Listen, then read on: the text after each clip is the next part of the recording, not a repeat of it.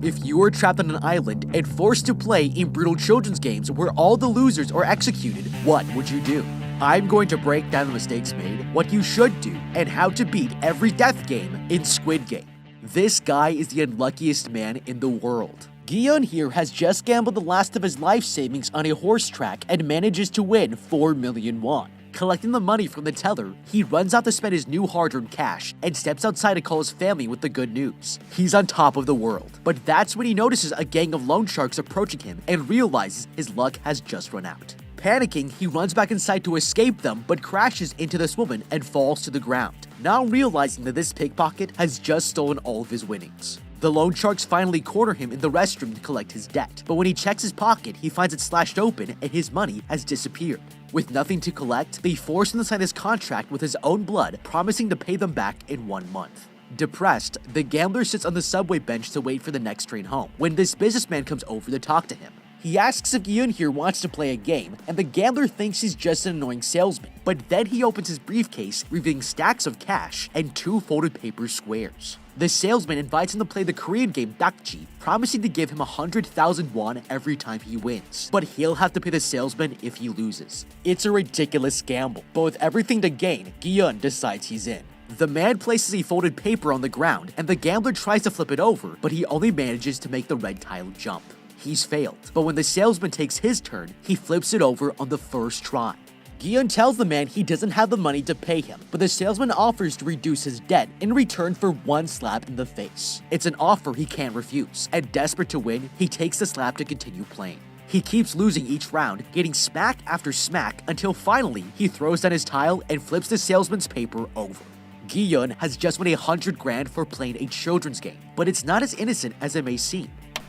Okay, first of all, let me just say that this guy here needs to be careful, because if any of these trains are going to Busan, then he's going to instantly regret it. Now as for Gion here, accepting this game was a terrible idea. This man can't stop himself from gambling with money he doesn't even have, and against someone who walks around with a dakji in his suitcase and is clearly better at the game than him. Anyone with a brain wouldn't take that bet, but once Gion realizes that it's free money and only requires a slap in the face to keep playing, he doesn't stop to consider that this whole situation is suspicious as hell. Look at this guy's outfit here. This man is strictly on business, and since he approached him with such a specific agenda, it tells us he already knew that Gion is a degenerate gambler and is targeting him for some hidden reason. This salesman gave him every possible chance to make sure he's won some money from him, and nobody tries that hard to lose money unless what you're getting in return is much more valuable. Gion was too greedy to recognize any of these warning signs, and the man let his emotions get the better of him. Now, none of this guy's suspicious behavior matters if you had a proven strategy to play and win. Dakji is a game that Korean school kids play, and it's so popular that the game is even televised for mass entertainment. But it's not the strongest player who wins this game, it's the smartest and most coordinated. If you look at this player here, he manages to flip the paper in 1 try, and that's because he used the most surface area to make more contact with the other paper. If you can strike the target with the flat side of your Dakji paper, then the momentum will be transferred and carry the paper up on the bounce so that it flips over. This might seem counterintuitive, but it's just plain physics. And you can see this player was not successful because he was trying to use the edge, which is not a winning strategy. If Gion here had known the best way to play this game, he could hustle this businessman for all his cash and walk away without having to get slapped in the process. Now, even though he won, this one victory will soon lead the gambler to playing 6 of the most terrifying death games you could possibly imagine. And instead of a slap in the cheek, he'll soon be gambling with his life, but you don't have to. Your bank is giving you a hard time. You feel exploited, used, and your bank is partially to blame. You are tired of financial institutions hiding information from you. Who are you? What business of yours is all that? I am Current, the future of mobile banking. Wait, Current? Even the sponsor of this video that's giving away $5,000 to my viewers? Yes. And if your viewers download the app and use current code HOWTOBEAT, in the next couple of weeks, we will be sending 10 random people $500 each. Guys, if you don't know, Current is banking you can do entirely on your phone with every feature you could possibly ask for. Early paychecks, spending insights, and instant notifications. There are no hidden fees, no hidden anything. It's so easy to use, and you also get a sleek Visa card like this one. The rest you can manage on the app and get rewards like points for cashback where you shop. Current takes away the hassle and confusion out of managing your finances. Because you guys signed up last time, They are sponsoring us again and giving out $500 to 10 more people who sign up. Go to the link in the description, current.com/cinemasummary to download the app. And if you use the code HOWTOBEAT, you might just win $500. Hurry, we don't have any spots left. Thank you, Current, for sponsoring this video. Guillaume here collects his winnings, and the salesman tells him he can win more money playing other children's games, but he turns down the offer. That's when the salesman stands up and reveals he knows the exact amount of money Guillaume owes to loan sharks and that he'll be killed if he doesn't pay it back. The gambler asks him how he knows this, and the salesman hands him a business card telling him to call if he wants to join the competition of a lifetime. Guillaume considers his offer, but this will be the biggest mistake of his life. Celebrating his newfound luck, he returns back home to have dinner with his mother, but the woman knows the money came from gambling. She tells him that his ex-wife is planning to move to America, and he'll only be able to see his daughter if he has the finances to prove he can care for her. Guillaume is devastated, and realizing she's right, he decides to call the number on the business card, telling the salesman that he accepts his offer to play another game. Later that night, he waits outside to be picked up when a van pulls up to the sidewalk. Getting inside, he begins to notice that all the other passengers are asleep. But when the van starts to fill with toxic gas, the gambler realizes he's just f***ed up big time and gets knocked unconscious. When the man opens his eyes, he wakes up to find himself lying in a bunk bed, surrounded by hundreds of others and cots just like him. They're all wearing uniforms with numbers on them, and as everyone gathers in the center of the room, the front door opens and a team of guards walk inside.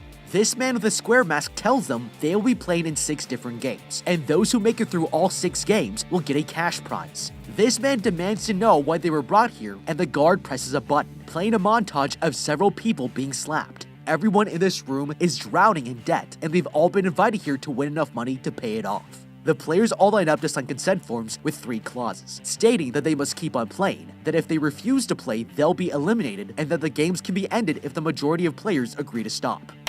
Okay, there's nothing more dangerous than a room full of desperate people who have nothing to lose, and that's why the real threat are these players, not just the games. From the video that was played, we can see the Dakji salesman use the same trick on everybody, and they've only invited players who are willing to gamble money they don't have on a game they're unlikely to win. It's textbook psychological manipulation, and it proves this wasn't a game for cash. This was a test that everyone in the room passed, and now they know what we're willing to say yes to, which should scare the crap out of us. If we all agreed to play for more money, then we can be sure that the penalty for losing is going to be a lot worse than a few slaps. Now, if you pay close attention to the details of this place, you'll realize that Guillaume here is about to have a really shitty day, because this place looks like a death camp designed by IKEA and H&M. Even refugee camps don't stack their bunks 6 beds high, and everyone is given a uniform with a number instead of their name, so their identities have been stripped from them, and it's an immediate red flag that this is going to become a death game. If prison rules apply here, then there are 455 other people who might kill you to get ahead, and it won't matter what game we're playing. The best strategy right now is to lay low, stay quiet, and observe our surroundings to gain more information to make sure we have a competitive advantage. A key thing to notice here is that these guards have different shapes on their masks, but this could indicate different work roles. The circles could be workers, and the square mask could be a manager of some kind. Recognizing power is extremely important because it helps you behave accordingly, and pissing off the wrong person just might get you killed. Now, signing this contract is the cherry on top of the death game here, because after being drugged against your will and kidnapped, this whole enterprise is completely illegal, which means the contract can't be binding. This is designed to create the illusion of choice and keep you playing, even when things start getting really f***ed up. The fact that nobody here has realized this contract is meaningless tells us they aren't prepared for what's about to happen next. After being processed, they're all taken to their first game, entering an outdoor room with a massive clearing, and in front of them is a giant doll standing at the other end of the field.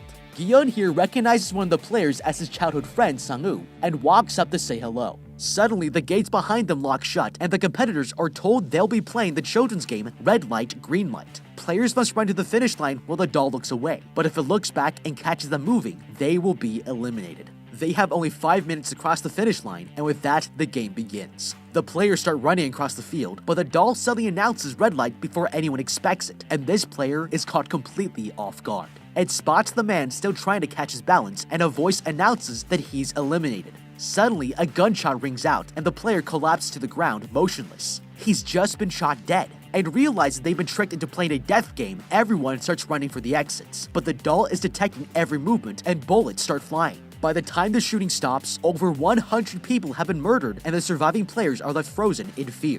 The the doll turns its head back, announcing its green light, and the group starts moving again, determined to make it out of here alive. Using this guy like a shield, this girl cleverly falls behind another player to hide herself from the doll's sight. It's the same girl who stole the gambler's money earlier when he was running from the loan sharks, and without hesitation, she pulls the man down to launch herself ahead of the pack. Guillaume here tries to move forward, but he's grabbed by an injured player who begs him for help.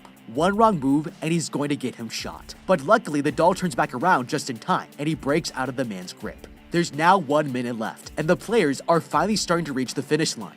The man is only a few meters away from beating this game, but just as he takes a step forward, he trips over a dead body. He's about to fall on the ground, but another player saves his life, holding him up until the doll announces green light. With only 3 seconds on the timer, Guillaume jumps through the air and finally makes it across the finish line. The remaining players who haven't crossed are all brutally shot to death, and the survivors look up to notice a massive roof close overhead. They have no idea they're on a private island in the middle of nowhere, and the only way out of here is to win. That's 1 game down with only 5 more to go. Okay, this is the most horrifying children's game I've ever seen, but 001 here is having the time of his life because he understands something that everyone else is too scared to realize. This game isn't just about speed, it's about how much ground you can cover with enough stability to freeze at any given moment. With this in mind, the best method here is to walk with feet flat on the ground and a wide stance so our center of gravity stays low and stable. This old man was born for this moment because he moved with a very stable gait, and it's the best example of how everyone here needs to walk if they want to make it out alive.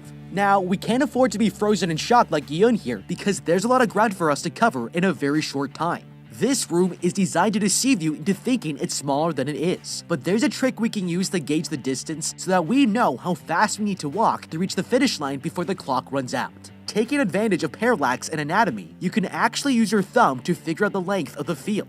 The space between your eyes is about 1/10 the length of your arm. So if you stuck your thumb out, closing one eye after another, your thumb would appear to move 1/10 the distance as the guards are from where you're standing. You can actually try this right now by sticking your thumb out in front of you and closing one eye and then switching to the other eye to see your thumb move. If you do the math here, this trick tells us that we're at least 100 meters away. That means that this place is roughly the length of a soccer field. So if we want to make it across in 5 minutes, we can't afford to waste even 1 second. One of the biggest mistakes you can make here is looking at the doll instead of watching where you're placing your feet. It's important to remember that we aren't responding to visual cues here, we're listening for red light, green light. We can't risk tripping or accidentally losing our footing, so watching our feet helps us shut out unnecessary information so we can concentrate on stability while keeping our ears out for the signals. The next thing I would do is try to protect myself, and there's nothing more safe in a death game than finding a good old-fashioned meat shield.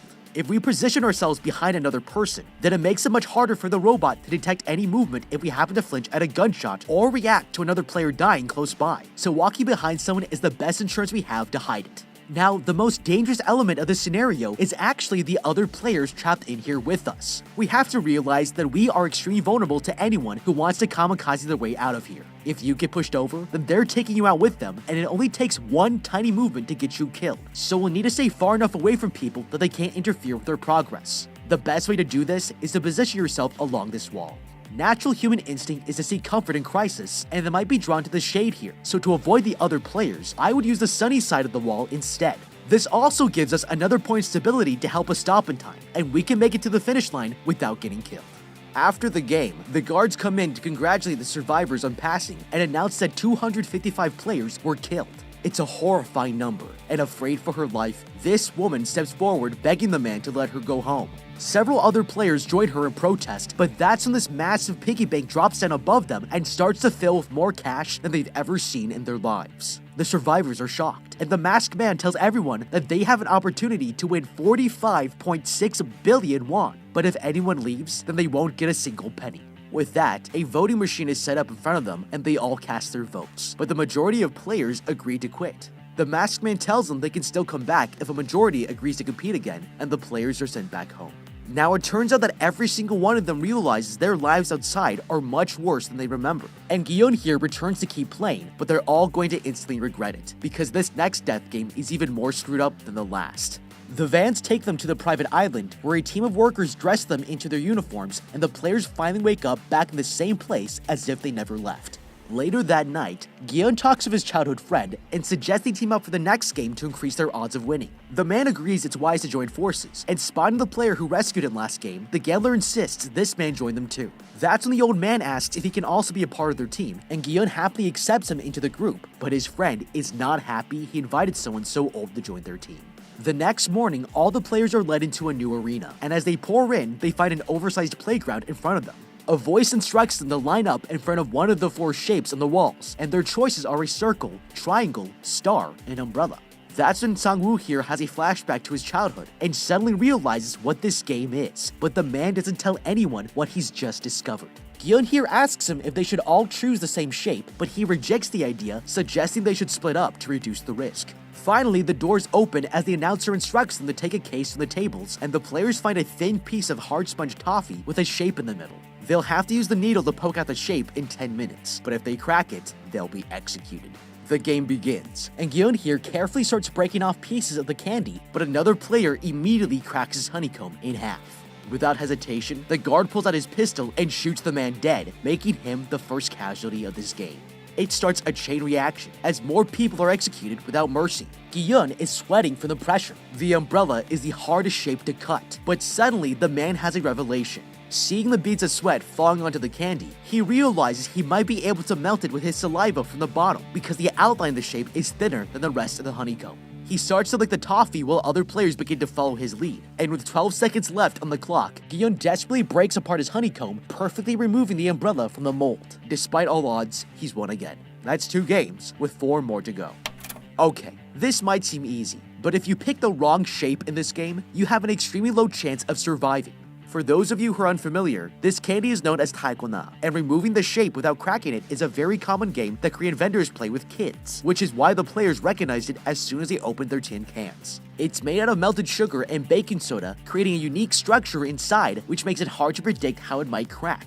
In fracture mechanics, this is known as strain energy, and when it releases, other microcracks start to spread, making it crumble more easily. That is exactly what makes this game so challenging, because as careful as you are, it just might make your candy crack on you without warning, and you'll be shot in the face. The more sharp angles there are in the shape, the more you are likely to break it, and that's why Gion here is completely screwed, because he chose an umbrella which has the most angles by far. This teammate here told everyone to split up to spread out the risk, but if you think about it, his suggestion is total bullshit.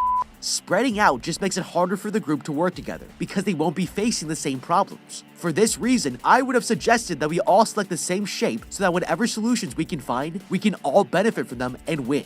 It's clear that this guy is intentionally trying to get the other players killed in order to increase the prize pool for himself, and that's cold-blooded as hell. Now, there's still a way to increase your chances of choosing the right shape without knowing what the game is. Look at how these first 2 players rush in to select a shape before anyone else. Both of them chose triangle, and when nobody's supposed to know what the game is yet, it probably means they recognize the game from their childhood. Now, this doesn't guarantee that triangle is the best choice, but given they are so sure of themselves when the stakes are life and death, it's not unreasonable to assume that someone this confident has probably figured something out. If the players were unsure of their decision, they would take more time to think about it, and if you have no idea what the game is, following their lead is going to be your best option. Now, if it just so happens that we get stuck with the worst shape possible, there's still hope here, because the rules never stated that you could only use the needle, and that opens up a lot more possibilities to win. Using your saliva is a smart move because getting it wet makes the candy softer and you'll be able to cut the shape out without cracking it. This might seem obvious, but under a crazy amount of stress like this, it's hard to see other solutions if you're already told how you're supposed to solve them. And most of the players here were so fixated on using the needle, they didn't start to think outside of the box. This is actually very similar to the candle problem, which was a famous psychological test in the 1950s. The subjects were given a table, a box of thumbtacks, some matches, and a candle. They were then instructed to stick the candle to the wall without letting any wax drip onto the table, but they have to come up with a solution as fast as he possibly can. What's interesting is that most of the participants didn't consider that the box itself could be used to solve the problem until their time ran out, and it had everything to do with time pressure and how the items were presented to them. We can learn from this by considering all the tools we have to work with, but none of these players realized they might be able to use the tin can here to solve their problem. Instead of licking the candy to death, they could have used the can to collect their liquids and soak the bottom of the candy way faster.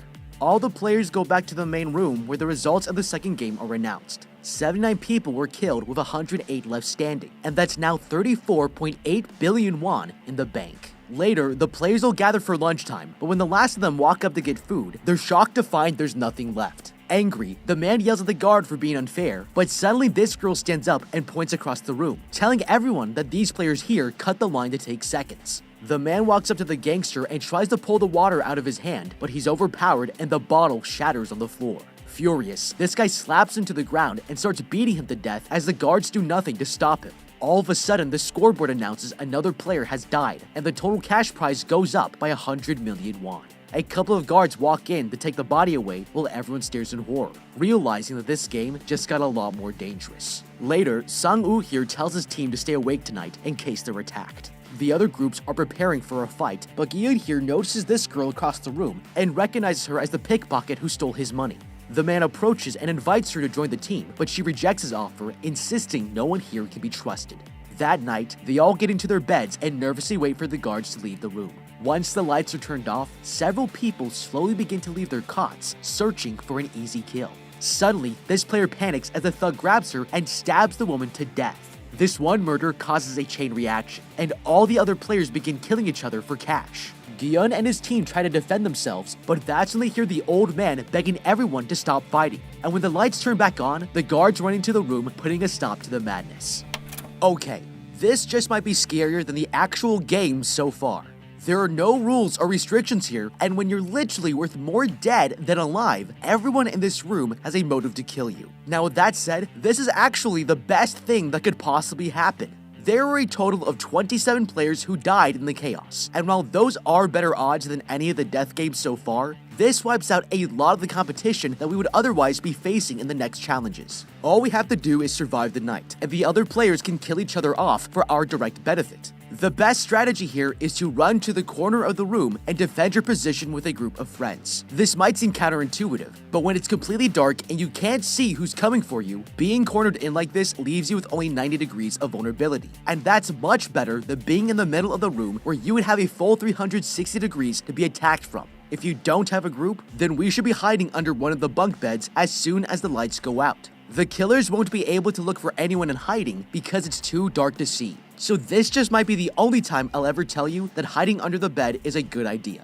And hey, I don't mind being called a coward if we end up outliving everyone else as a result. The next morning, all the players wake up, but Gi-eun here notices how tired the old man is and finds out he stayed up all night watching over the team in case someone attacked them. He's exhausted, but there's no more time to rest because the third game is about to begin. The players are led into a white room where they're told to divide themselves into groups of 10. Sang-woo here realizes that a team game could mean it's a physical challenge, and thinks they should find stronger men to join them. The group splits up to search for more players, but with time running out, they only manage to bring in the outcasts, realizing that 3 skinny women and an old man could put them at a severe disadvantage. The groups are taken into another room where they see 2 massive platforms, and they're told that today's game is tug of war. They'll need to pull on the rope until the other team falls off the platform to their deaths, and the guards draw lots to decide who will go first. When it's finally their turn, Gi-eun and his team stand up to see who they'll be facing, but find that their opponents are all stronger than them. They're completely outmatched, and know they won't be able to beat them with brute force. But as they ride the elevator up to the platform, the old man tells them he knows exactly how to win. Gi-eun takes a position at the front to act as a leader, with the strongest player at the very back. The group stands on alternating sides with their feet pointed forward, and as soon as the game begins, they all lean back as far as they can, using their whole body to pull on the rope. With this technique, they're able to get the advantage within the first 10 seconds and tug the other team closer to the edge, but it doesn't last for long. Their opponents gain their second wind, and the group loses their footing as they're dragged closer to the edge of the platform. But that's when Sang-woo here has a brilliant idea. He yells at everyone to take 3 steps forward at his signal, and with no other plan, they do as he says. The group steps forward, knocking the other team off balance, and it sends them tumbling to the ground.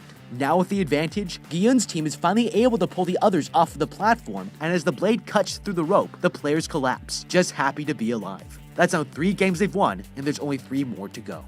Okay, for anyone who's picked last in gym class, this one has got to bring back some painful memories, because it's immediately clear that the biggest and strongest players are going to dominate in this game. If you're weak or old like these guys, you're at serious risk of getting your whole team killed. Now, I'm not going to say that they won just because they had plot armor, but if I were them, I'd be looking for every possible way to cheat. Because of the players we have, it's going to be our best chance at surviving. Now, the truth is, this isn't just a children's game. Tug of war used to be in the Olympics from the years 1900 to 1920, and to this day, the International Olympics Committee still recognizes it as an official sport. If this seems like trivial information, I assure you it's not, because unlike silly children's games, an official sport has tons of rules, with governing bodies to make sure that the game is being played fairly. The reason this is important is because these rules are created to prevent teams from gaining an unfair competitive advantage. Now, if that doesn't put a smile on your face, then you're not paying attention. Because in a death game like this, unfair competitive advantages are everything we could possibly want to stay alive. In a death game, official sport rules are basically a gift-wrapped instruction manual for how to cheat and win, because the workers are not going to be holding a training camp on proper tug-of-war techniques, and there's no referee on this platform. If we know what the official rules are, then it's reasonable to assume that we can break them without getting punished for it. The first rule I would break is called locking. This is usually done by placing your elbow behind your thigh, and it locks up any back and forth movement in the rope. Normally in tug of war, your hands are the only point of contact with the rope, and it means that your arms are doing a lot of work. But locking helps you easily use your entire body's weight to pull with, and this rule break makes it much harder for the other team to win. Another form of cheating is for the player in the back to use what's called an anchor grip, where they wrap the end of the rope around their torso. This allows the last player to concentrate on using his full body to pull without even needing to place his hands on the rope. There are tons of tug-of-war rules that we can break here that will give us an unfair advantage, and it's the best way for a team like this to win no matter what. Now, if we're about to lose, we're going to need a Hail Mary tactic, and the best thing we can do is to have the whole team shift to one side while the player in the back ties the rope to this metal bar here. This doesn't violate any of the rules stated by the square mask, and if we keep pretending to pull while letting our arms recover, the other team will have no idea we're cheating and they'll blow their muscles out. These anchors can also be used as footholds instead of relying on the friction of the floor to push off of. The next morning, the players are brought to another room where they're given instructions for the next game. They will need to pair up with one other person, and they have 10 minutes to find a partner. The players immediately start looking for anyone that'll help them win, but Gyun here notices that they're all ignoring the old man. Approaching him, he reaches out a hand offering to be his partner, and the two join up. By the end, the only person who doesn't have a partner is this woman, and with an odd number of players, everyone else leaves for the game while she's dragged away by the guards. Inside the arena, the players are led through a room that looks like an old Korean neighborhood, and are each given a pouch filled with 10 marbles. The old man tells his partner that he was good at playing with them as a kid, but makes him promise to be ganbu, best friends, if he wants a chance to survive this game. Suddenly, an announcement tells the players they must use the marbles to play a game of their choice and take all 10 of them from their partner in order to win. Sang-woo here decides to play a game of odds or evens, and his partner has never played before. But after only a few rounds, Ali here manages to get the better of him, winning all but one of his marbles. The man is devastated, and he begs his partner to help him survive, asking for one last chance to play against the other teams to take their marbles instead. His partner decides to trust him, and that's when Sang-woo asks for the man's pouch. Placing it under his jacket, he secretly switches it out with his own before stripping his shirt to create a sling. Hanging his pouch around the man's neck, he tells him to go searching for others to play against, and the man leaves. With his partner gone, he puts his last marble in the full pouch he stole and hands it over to the guard, becoming the winner. It's a filthy trick to play, but he did what he needed to survive. Meanwhile, Gyun plays against the old man, cheating in each round until he's down to one less marble. Realizing he's about to lose, he decides to surrender to his best friend, and Gyun breaks down in tears. With all 10 marbles, he walks away the winner as the old man gets killed, and with 4 games down, there's only 2 more to go.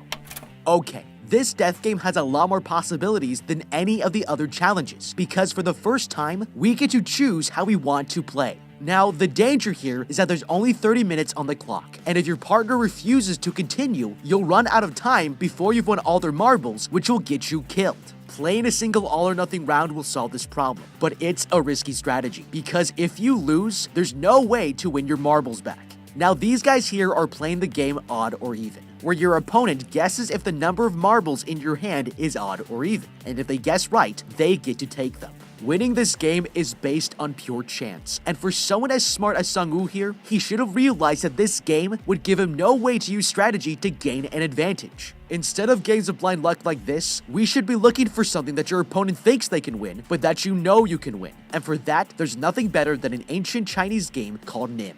This game has been around for centuries, but what makes it special is that there's actually a proven strategy to guarantee a victory. If you're not familiar with the game, this is how to play. First, we combine our 20 marbles together into a shared pile and take turns removing either 1 or 2 marbles at a time. Whoever removes the last marble gets to keep all of them and wins the game.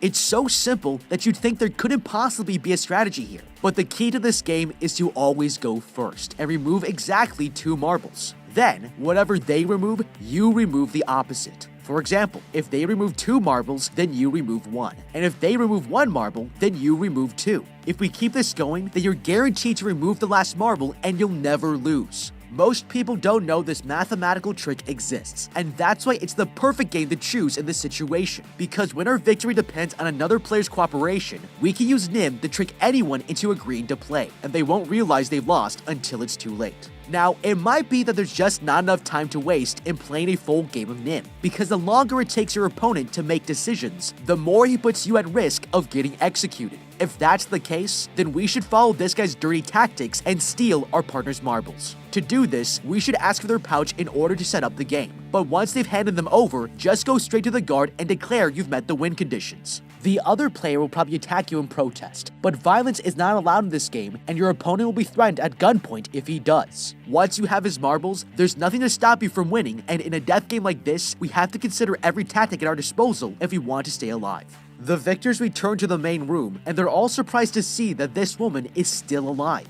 She explains that since she had no one to pair with, the game let her skip the challenge, and after everything they've been through, the others are furious. The next morning, all the players wake up to a group of guards coming in with a coffin, and Gion here realizes that one of their fellow players decided to quit during the night. Looking up, they watch as the man's life turns into cold hard cash, and that's when the PA announces that the 5th game is about to begin. The group is taken to a room with a row of mannequins wearing numbered vests, and they're told to each choose one for their next challenge. Rushing in, everyone gets their pick, but when Gion finally steps up to choose, the only vests left for him are numbers 1 and 16. He considers taking number 1, even though that means he'll go first, but this player asks to have the number instead, and he agrees to let him take it. Finally, they're brought into the game room, and the announcer tells them they will be playing glass stepping stones. They must remove their shoes and walk over tempered glass to make it across the bridge, but if they step on a panel made from regular glass, they'll fall to their death. With 60 minutes on the clock, the first player takes off his shoes and approaches the bridge. Nervous, he jumps to the first tile and makes it, but when he moves on to the second, the man falls straight through the glass. Horrified, the other players have no choice but to continue, and more people start crossing the glass bridge. One by one, they plummet to the ground as they slowly reveal a path of stable panels for the others to follow. With the first 8 players dead, it's now the gangster's turn to lead the group, but he refuses to move on, telling the others to go before him if they want to pass. Everyone behind him starts to panic. They still have 5 panels left and are quickly running out of time. Suddenly, the gangster comes face to face with this woman and she mocks him for being a coward. Jumping onto his platform, she locks her arms around him, threatening to pull him off the ledge if he doesn't continue. But before the gangster knows it, they break through the glass panel as they both fall to their deaths. With only a handful of survivors and less than 3 minutes left, this man crouches down to inspect the panel in front of him. Sang-woo begs him to keep on moving, but he reveals that he was a glassmaker for 30 years and can tell which panels are tempered from the reflection. The man jumps forwards onto a stable panel, and they realize his theory is working. But that's when the game decides to make things more challenging, and turns off the lights so they can't tell the difference. Panicking, Sang-woo here realizes they won't be able to see the reflections anymore, but the glassmaker has one last trick up his sleeve. He asks for something to throw at the panels, explaining that tempered and regular glass make different sounds. Hyun here passes over the marble he still has, and the glassmaker tosses it in front of him. But with less than 25 seconds remaining, Sang-woo decides to take matters into his own hands. He pushes the man forward, shattering the glass into pieces, and with the path clear, they all make it to the other side. When the timer hits 0, the remaining glass panels suddenly explode and the shards go flying through the air, injuring the 3 survivors. That's now 5 games down and 1 more to go. Okay, this glassmaker was a total badass. He could have saved all 16 players if he shared his knowledge in the beginning, but he knew that keeping his mouth shut would eliminate his competition, and it was a baller move. The only mistake he made was not waiting longer, because once he revealed his strategy, the game removed his advantage and all it took was one greedy man to kill him off. Now, having said that, this game is different from the previous challenges, because it's not a test of skill or strength. When you have no information to base your decision on, choosing the right path here makes this a game of random chance. If you look here, you'll see that there are 18 pairs of panels, so this first player has a 1 in 262,144 chance of making it across this bridge. This is basically a death game lottery with odds that I wouldn't play under any circumstances unless I found a way to cheat. By the law of averages, it's fair to assume that each player will probably step on 2 panels before dying, with 1 correct guess and 1 wrong one. That means on average, 9 players will need to die in order to cross all 18 of them. If the majority of the players are going to die, then it might be the perfect time to convince them to vote on leaving the competition. This death game is like telling someone that if they don't win the lottery, they'll get murdered, and when you put it like that, it's kind of ridiculous that the first players even attempted to play. Now, if we actually choose to play the odds, we're going to have to cheat if we want any chance of making it to the next round. I'm not an expert glassmaker like this guy here, but all I need to know is that if you throw something through a window, it's going to break. That's exactly why I would have collected these shoes here, take my jacket off, and tie a knot at the end of the sleeve.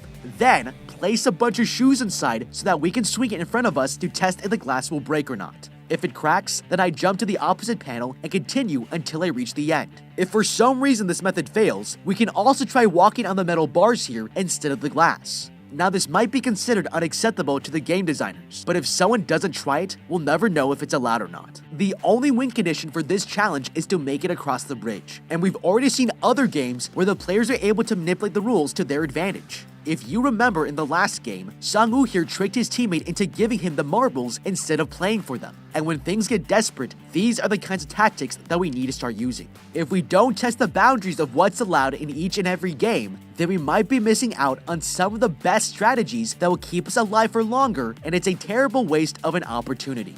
Later, the players are rewarded for surviving to the final game and given the first real food they've had in days. Starving, the men dig into their steaks, realizing this could be the last meal of their lives. When they finish eating, the staff leave them with their steak knives, and by all appearances, this next game is going to be a vicious fight to the death. That night, Gi-yeon here decides to approach the girl to talk. He asks her what she'll do if she survives, and the girl reveals she wants to get her mother out of North Korea so their families can reunite. It's a touching moment, but suddenly Gi-yeon looks over and notices the other player slouching in his bed. He's fallen asleep, and the man realizes he's got the perfect opportunity to kill him. Pulling out his steak knife, he's about to step forward when the girl stops him, insisting he shouldn't play this way. He hesitates, but the man knows she's right and puts the knife away. That's when he hears the girl gasping and turns around, shocked to find her leaning over in the bed, and realizes she was injured by the flying glass in the last game. Worried, he runs over to the front door and screams at the staff to treat her wounds. To his surprise, the lights suddenly turn on as the workers enter the room carrying a coffin, but they aren't here to help. Gi-yeon looks behind him and sees Sang-woo standing over the girl's bed, and his knife is soaked in her blood.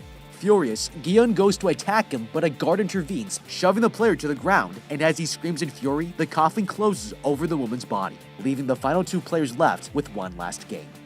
Okay, this was devastating, but we all should have seen it coming. Sang-woo here has managed to stay alive because he's the most cold-blooded player in the game, but that's why he was 100% correct to kill this woman. He realized that with 3 players left, there was a huge risk that if the others banded together, they would have a majority. Using the 3rd clause of the contract, this will let them force a vote to quit the game, and he wouldn't be able to stop them. If it were me, I wouldn't let that happen under any circumstances because we've come way too far to give up now. That's why he took matters into his own hands before it got that far, and it was a brilliant move to make. Now to be fair, this girl was already bleeding out, and was simply not strong enough to compete in the next game. Her only options were to kill the men during the night, or to force a vote and return back to the mainland. Both of these benefit nobody but herself, and Gi-yeon here seems to keep forgetting that he's a finalist in a f***ing death game. Sang-woo just did him a huge favor and wiped out 33% of the competition, so as heartless and cold-blooded as it was, the man did exactly what he had to do. The 2 men are taken to a corridor where they're told a coin will be flipped to decide who will be defending or attacking. Picking triangle, Gi-yeon here wins the toss and chooses to play offense before the players are finally told that for the last round, they will be playing Squid Game. As the attacker, Gi-yeon must enter the squid-shaped court and tap his foot inside a circle on the other end to win. The defender wins if he manages to toss the attacker out of the court, but any kind of violence is allowed, and the last person standing will be the winner. Suddenly, the sky goes dark and it starts to rain as the 2 players take their positions. Determined to get vengeance for the girl, Gi-yeon here walks towards his childhood friend and starts swinging his knife, but the other player manages to get him in a chokehold. The two men go at it, and as the players get locked into a wrestling match, his opponent picks up his knife before stabbing Gyun deep into the thigh. He kicks the other player away from him, but with his injuries, he can barely defend himself. The man walks up to him and tries to end his life, but Gyun won't give up, catching the knife at the last second and bites his ankle, forcing the man to back off. Exhausted, he climbs over his friend and beats him into the ground. Song-woo is too weak to continue, and even though he has the perfect opportunity to kill him, Gyun spares his life. Getting onto his feet, he asks the guard about clause number 3, and if they are still allowed to end the game if both players agree to quit. He then offers a hand to his friend, telling him they can both go home, but the man decides to sacrifice himself, letting Gyun win by default. He's completed all 6 games and earned 45 billion won, but has just lost his friend in the process. Okay, Song-woo took the honorable way out, but to be fair, this guy had it coming to him because he was just about the worst childhood friend you could ever ask for. First of all, he tricked Gyun into picking an umbrella in the second game, knowing that it might get him killed. And he also stole his other teammates' marbles, which was downright disrespectful. Now, having said that, we cannot get emotional like Gyun here, because this kind of behavior will backfire on you quickly. He's furious that Song-woo killed the girl, but it's distracting him from his priorities of staying alive and finding strategies to win this last game. Now, if the man had kept his cool, he would have noticed that on the walls of the room were images that told him exactly what the next game would be. These pictures have been here the whole time. And if Gyun had noticed this drawing of the Squid Game court with only 2 players inside, with that kind of evidence, all you need to know is how to play Squid Game to figure out what tactics will give us our best chance to win.